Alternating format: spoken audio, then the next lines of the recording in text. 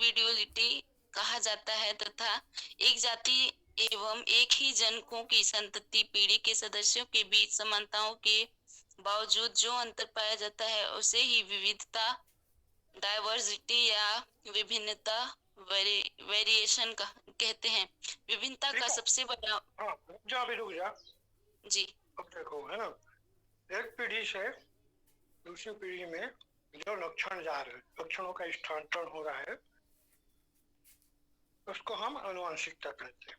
अभी ये समझ में आ गया। जी अब उसके बाद ये देखना है कि जैसे अभी बोल रहा था मैं, कार्बन कॉपी तो नहीं होते हैं बच्चे। कार्बन कॉपी तो दूर की बात है कि जुड़वा भी होते हैं तो उनमें भी समानता नहीं मिलती, थोड़ा थोड़ा अंतर होता है। ठीक है, जुड़वा भी होने, तो ये अंतर कैसे आया? तो हर व्यक्ति का, है ना, एक व्यक्तित्व होता है या उसको इंडिविजुअलिटी कहते हैं।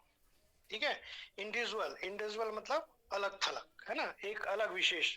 हर व्यक्ति का, चाहे वो अपने ही माता पिता से उत्पन्न हो, उसका इंडिविजुअलिटी या उसका अलग महत्व होता है या अलग लक्षण पाए जाते हैं। लेकिन मेंडल ये बोलता है एक पीढ़ी से दूसरी पीढ़ी का लक्षणों का स्थानांतरण यदि होता है तो आनुवंशिकी कहलाता है। लेकिन इस परिभाषा में एक कमी है कि विभिन्नता कैसे आई। तो विभिन्नता के को यहाँ पर जानना है कि विभिन्नता आती है, और विभिन्नता का मुख्य जो उद्देश्य है वो डाइवर्सिटी या विविधता है। यदि यदि भिन्नता ना हो तो विविधता होगा क्या? नहीं होगा, है ना। मतलब एक ही जीव, एक ही, मतलब इंसान जो है सब एक, सब गोरे हो तो सब एक समान रहेंगे, कलर दिखेंगे, ठीक है। लेकिन क्या होता है, विभिन्नता आती है, विभिन्नता के कारण ही विविधता बनती है। ठीक है, आ रहा है समझ में? ये सब का यस संबंध है आपस में, है ना। जी सर इंडिविजुअलिटी जो है, इंडिविजुअलिटी जो है, जो व्यक्ति विशेष की होती है, वो उसकी विभिन्नता है ना। मान लो रश्मिता और रंजिता है, ठीक है, उनका एक व्यक्तित्व है, वो इंडिविजुअल है।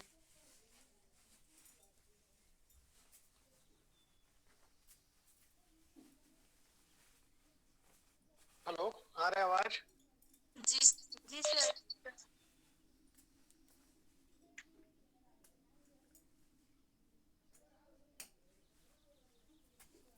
हेलो, जी सर आ रहा है सर आपका आवाज। जी सर आ रही है।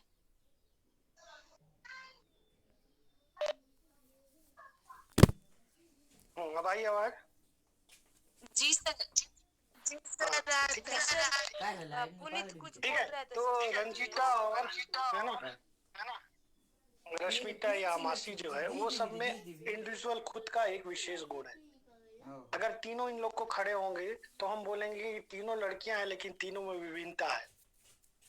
ठीक है, तीनों में विभिन्नता है, चाहे वो गुणों में हो चाहे उसकी शारीरिक बनावट में हो, तीनों में विभिन्नता है।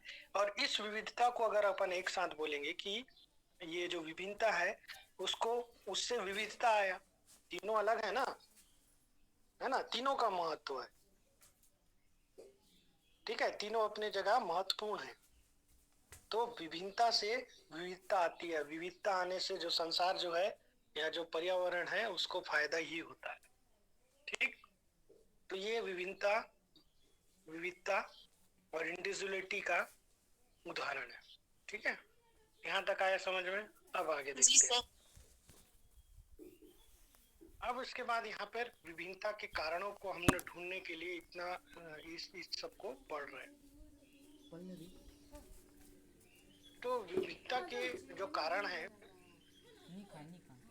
उसको अगर परिभाषित करें तो हम ये बोल सकते हैं कि जनकों में आने वाली असमानताओं को हम विभिन्नता कहते हैं, है ना। जो जनन बनते हैं, मतलब जो दूसरी पीढ़ी बन रहा है, एक पीढ़ी से जब दूसरी पीढ़ी बन रहा है तो उनमें जो असमानता आती है उसे विभिन्नता कहते हैं। ठीक है, तो विभिन्नता किन कारणों से हो सकती है? जैसे संरचनात्मक कार्य की, है ना, बहुत सारे हो सकते हैं। तो इनका जो अध्ययन है वो आनुवंशिकी में किया जाता है। फिर यहाँ पर तुमको दिया है विविधता के प्रकार।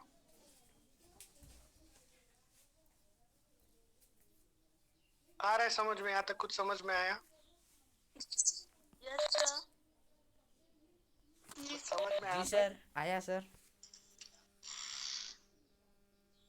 फिर विभिन्नता के प्रकार कितने प्रकार के हो सकते हैं, तो वो लक्षणों में होने वाले अंतरों के बारे में हम पढ़ेंगे। तो लक्षणों में अंतर किस आधार पे होते हैं? रुको शेयर कर रहा हूँ।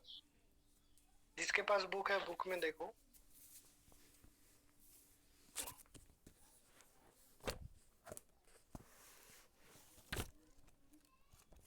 ठीक है, अब एक जो है आनुवंशिकी विभिन्नता, तो ये जो विभिन्नता है ये स्थायी होती है। संततियों में यदि कोई जीन या लक्षण स्थानांतरित हो रहे हैं तो उनमें यदि कोई परिवर्तन हो जाए तो वो स्थायी होता है।